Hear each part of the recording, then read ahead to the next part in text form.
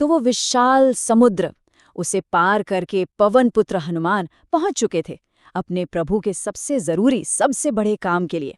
आइए इस पवित्र यात्रा को करीब से देखते हैं, जहां भक्ति, शक्ति और बुद्धि तीनों का एक ऐसा संगम देखने को मिलता है जो कहीं और नहीं। 100 योजन का सागर।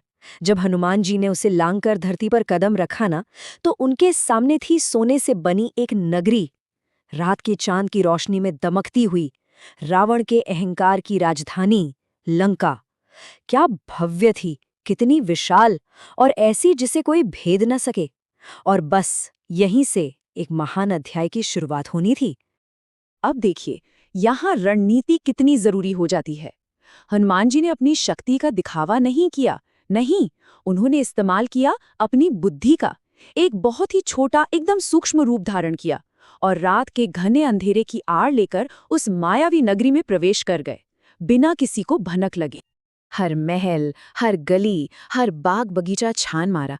हनुमान जी की आंखें तो बस माता सीता को ढूंढ रही थी, और फिर उनकी खोज उन्हें एक ऐसी जगह पर ले आई जहां दुख और सुंदरता दोनों एक साथ मौजूद थे। वो जगह थी अशोक वाटिका। वहीं एक अशोक के पेड़ के नीचे वो बैठी थीं, उदास, आंखों में आंसू, लेकिन जिनके चेहरे पर श्री राम के नाम का तेज साफ दिख रहा था। वहां माता सीता विराजमान थीं।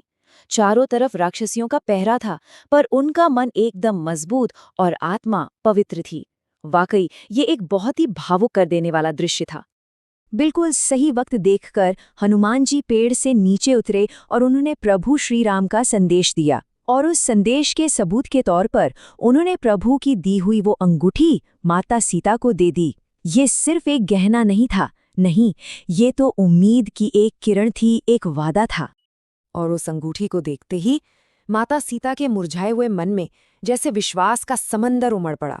उनकी आंखों में एक नई चमक आ गई, एक नई ताकत, ये भरोसा कि अब सारे दुखों का अंत बहुत करीब है। और बस यहीं से हनुमान जी की भूमिका बदल जाती है।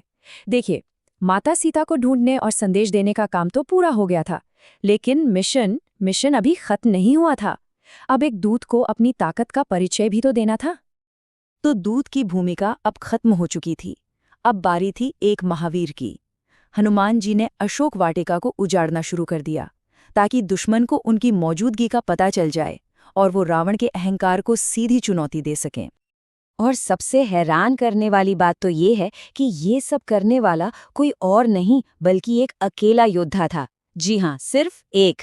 रावण के बड़े बड़े योद्धा अक्षय कुमार से लेकर मेघनाद तक सब के सब उस एक वानर के सामने बेबस नजर आए। फिर जब रावण के बेटे मेघनाद ने हनुमान जी को बंदी बनाया, तो उसने अपने अहंकार में एक बहुत बड़ी भूल कर दी। उसने हनुमान जी की पूंछ में आग लगा दी। उसे जरा भी अंदाजा नहीं था कि वो अपने ही विनाश की मशाल जला रहा है। और फिर जो हुआ उसने तो इतिहास ही रच दिया। हनुमान जी ने अपना विशाल रूप धारण किया और एक महल से दूसरे महल पर छलांग लगाते हुए अपनी उसी जलती हुई पूंछ से उस सोने की लंका को धधकती हुई आग की लपटों में बदल दिया। अपना काम पूरा करके, रावण के अहंकार को जलाकर और दुश्मन को अपनी बेहिसाब ताकत का परिचय देकर हनुमान जी ने समंदर के ऊपर से एक विजयी गर्जना की, जय श्री राम। और वो प्रभु राम को ये अच्छी खबर सुनाने के लिए वापस लौट चले।